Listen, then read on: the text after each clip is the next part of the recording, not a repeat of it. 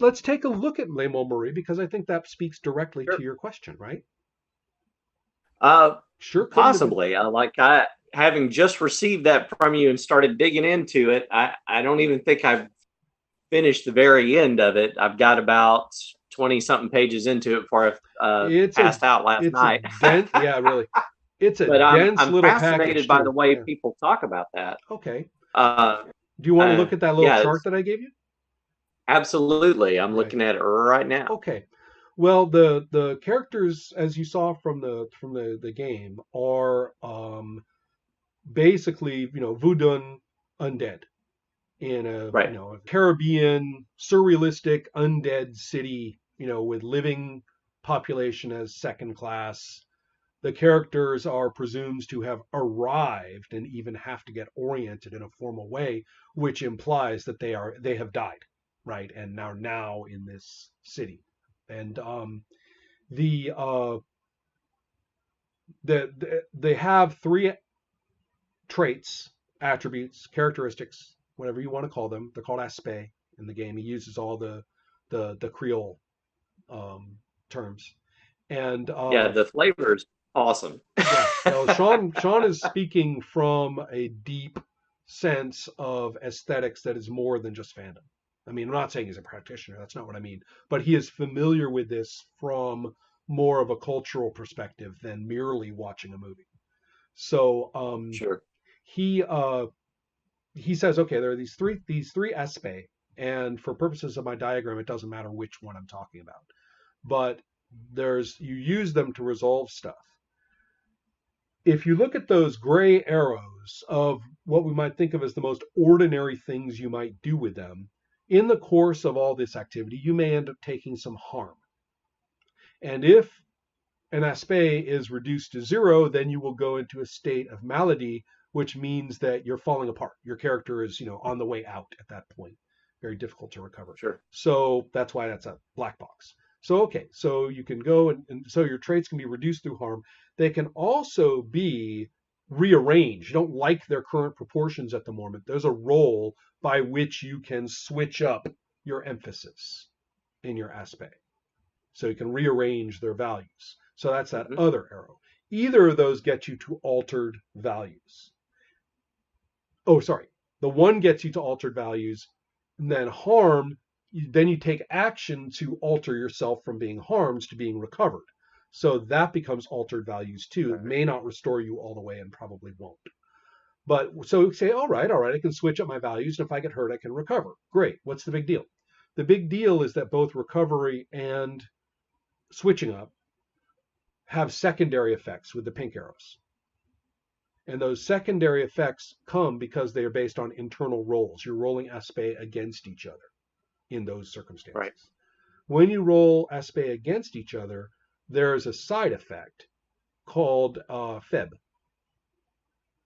And feb is building up of, shall we say, a disjunct of your character. Your character is thought of as out of balance among its aspect.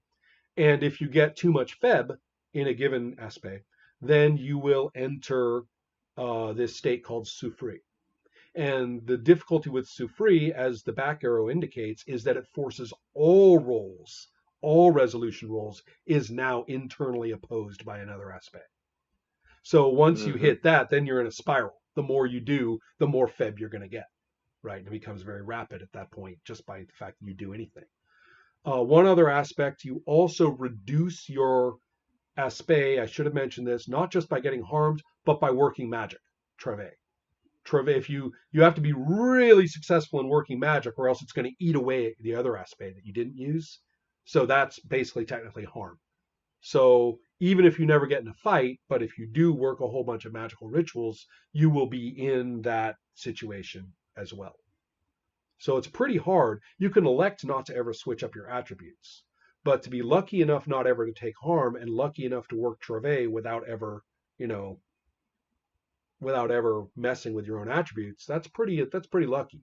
So it's pretty Yeah. likely that you're going to be hitting those pink arrows along the way. So Yeah, what I like about this game is yeah, it kind of takes some White Wolf concepts and kind absolutely. of dials it up. I would even It's say really interesting. I actually find it a little bit insightfully disturbing. He says it is about sincere artifice. And I Hmm. can't say that Sean treats it romantically. He treats it beautifully, and I mean very technically in the beautiful sense, the Yeah. aesthetically pleasing and intriguing sense. But he makes it very clear that um, these dead beings are faking their way through their existence. They have very Mhm. fragmentary memories. And the only way to reduce Feb is to act upon your memories. You can also use this very limited resource called Frey, which is not on the diagram, it's just 2 coins. And when you spend a point of Frey, you get full successes on your roll, which sounds great. You're avoiding all the problems then, right? If you do that, but you only have two, and you can only ever have Right. two, and you only get it back by acting on your memories. So reducing your Feb, so getting out of that box at the bottom, staying clear of that box at the bottom, and avoiding getting into that harm and that altered state in the first place all involves spending Frey. So your character is always invoking their memories all the time. And the important part is that the memories are entirely fragmentary, and there is no way to get more to fill in the gaps. Your character has to fill in the gaps with what is ultimately a fake life that they remember. Right. And only those few scraps are real memories. So you have to be very sincere about the artifice of this basically romantic made up life that you claim you used to be. That's Yeah. really so. Do you see how the diagram show? I mean, I didn't have Yeah. Frey on Yeah. there, but I love that. yeah, It distills it very well. every single thing in the game matters. There is no mechanic that is cosmetic. Sure. That the topic is not merely a skin. You don't just trade it out for some other setting. Let's play Star Trek using, Le Mouri. It's not Yeah, a this generic system. definitely facilitates Yeah. the very feel of that game. I Right. mean, the mechanics really focus on this kind of spiral, this That's what, inward yeah. downward spiral. It was, and I've played it, and I personally found it was very, very difficult to escape that spiral. And in fact, for my character, I decided to say, man, this is burning at both ends. And I don't think I can keep up with the memories and the fray. And so I basically just kind of went under with style, if that's the best way to, Right. if my, my the it was kind of brutal, in fact. And also the game, not to be too blunt, is also disgusting. It is full of Sure. torture, transgressive sex, and undead this and Yeah. that, and rapidly with a group of people who are reasonably comfortable with one another. Um, I'm not saying White Wolf didn't go places, especially in its adult line, but Lemon Marie happily, waves from wherever White Wolf thought it was going. It was very much part of a design community that centered around the Forge. I point to Paul Sega's The World, the Flesh, and the Devil, an unpublished design, and I point to another unpublished design by Paul Sega later called Acts of Evil, which I think was Mm, very strongly influenced by Le Marie. And if you look at a lot of the games that were kind of before, I think the Forge got choked with a certain amount of uh, romance about being seen as the hot new publisher, and whatever, the most innovative and all this kind of stuff. I kept trying to like blowtorch that at the Forge, but kind of a losing battle.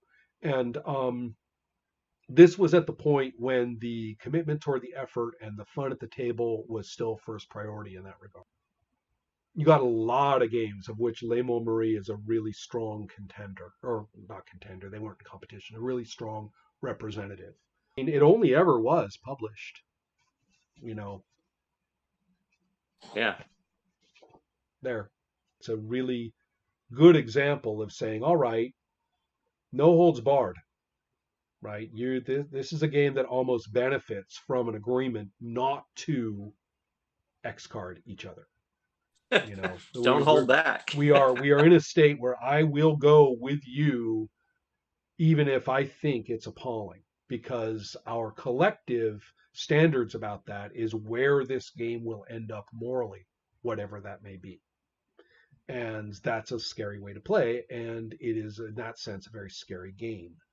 I don't know if it would be a game that I would introduce at a talk like yours, simply because it Right. is, Yes. that this is definitely, Absolutely. over here through this curtain, you know,